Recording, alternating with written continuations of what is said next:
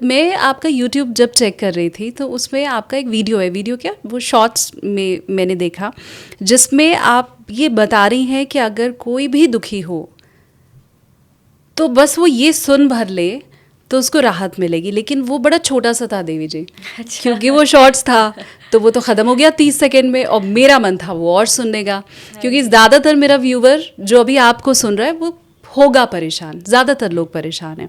तो मैं चाहती हूँ कि वो जो 30 सेकेंड की बात थी शॉर्ट्स में, रील में, वो आप हमें एलोबरेट करके बताएं।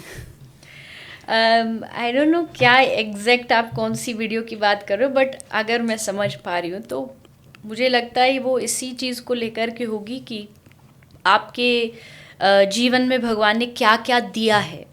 अगर आप उस पर फोकस करने लग जाओगे, जैसे खाने के लिए खाना, भोजन दिया है, सर ढकने के लिए छत दी है, बोल पा रहे हो, चल पा रहे हो, सुन पा रहे हो, अपने आपको थोड़ा जो चाह रहे हो वो कर पा रहे हो, तो ये भी तो भगवान की एक बहुत बड़ी कृपा है। क्योंकि हम अक्सर क्या होता है, कई बार अतीत में बन जाते हैं, अपने पास्ट में अपने आप को कैद कर लेते हैं।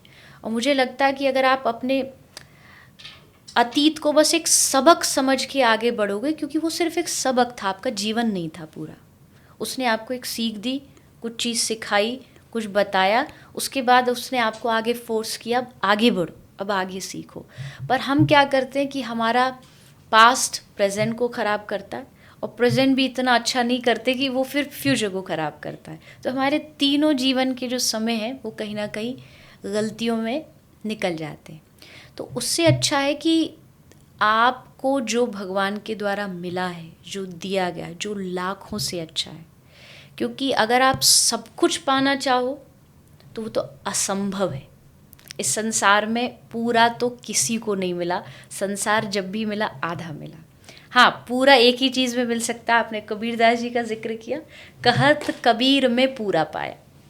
जो ऐसे अध्यात्म से जुड़े व्यक्ति, वो जरूर कह देंगे कि हाँ मैंने पूरा पा लिया, क्योंकि उन्होंने भगवान को पा लिया तो सब पा लिया, संसार को पा लिया।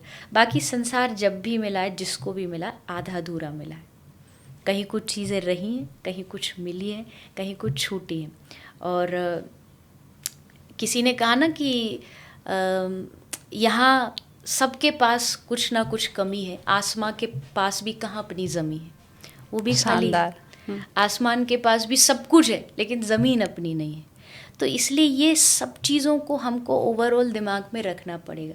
आज के सबसे बड़े दुख का रीज़न ही यही है कि हम हमेशा सामने वाले को देख करके उसके पास क्या क्या है उन चीज़ों की लिस्ट बना लेते हैं। मेरे पास क्या क्या, उसकी कभी लिस्ट नहीं बनाते।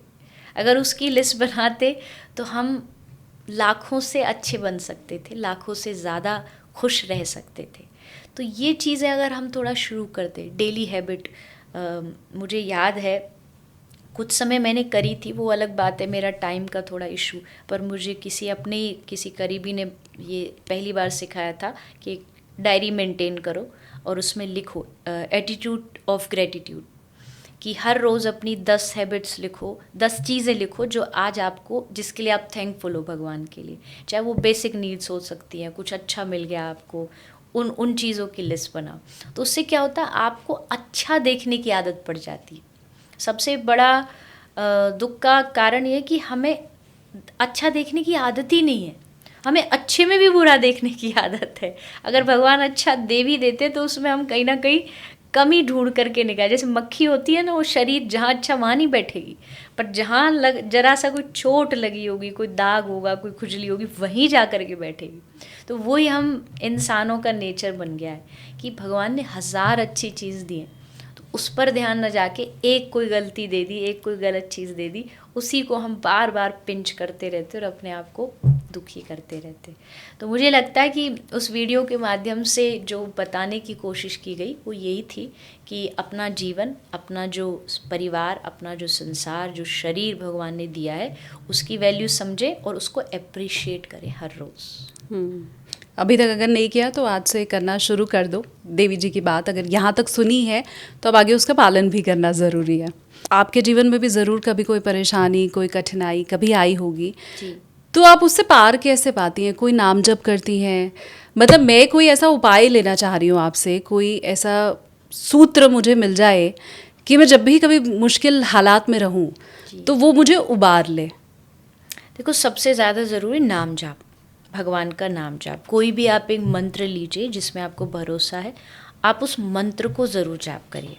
अगर किसी के पास कोई मंत्र नहीं है तो एक सिंपल मंत्र है, हरे कृष्ण कृष्ण कृष्ण हरे हरे, हरे राम राम राम हरे हरे। ये सब का सॉल्यूशन है, ये सब का समाधान है। सब समस्या, प्रॉब्लम, हमारी जितनी भी मन की दुविधाएं हैं, उनके लिए भगवान ने अपना नाम दिया है। हम कहते हैं कि आज से 5000 साल पहले कृष्ण थे आपकी हेल्प करने के लिए, आज कृष्ण का नाम है आपकी हेल्प करने के लिए।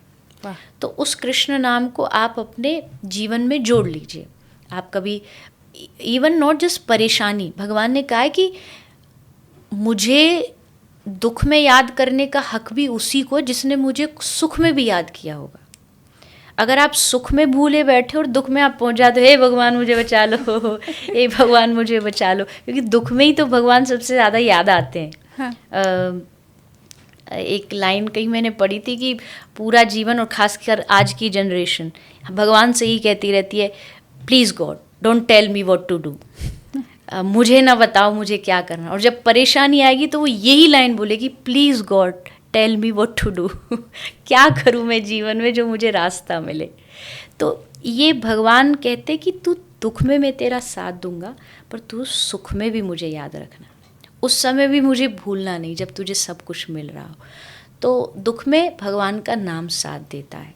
अगर आप ये हरे कृष्ण नाम जो मैंने महामंत्र से बोलते, अगर आप इसको रोज़ चांट करते हो थोड़ा थोड़ा टाइम निकाल करके, और कभी परेशान भी हैं तो भी इसको बैठ के थोड़ा 2-4 मिनट आँख बंद करके भगवान के सामने रोना है रो, हंसना है हंसो, और ये मंत्र बोलो, मुझे लगता है कि आप उसे निकाल, जो भी आपके अंदर परेशानी उसको आप थोड़ा सा बाहर निकाल पाओगे इस नाम के सहारे।